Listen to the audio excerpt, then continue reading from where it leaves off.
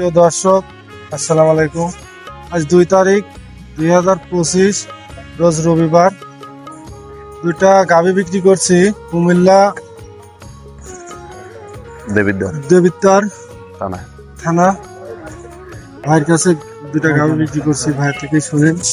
আমি আজকে সকালে আসছি আপনার এই মথুরামপুর ইউনিয়ন পরিষদ সংলগ্ন চাটমোড় এই আপনাদের এই খামারগুলিতে ভিজিট করে আমি 2টা গরু এবং 2টা বাছুর কিনছি আমার কুমিল্লা দেবিদ্বার মাহি অ্যাগ্রো ফার্মের জন্য। এটা আমার ডেইরি প্রজেক্ট কিনেছি আর কি।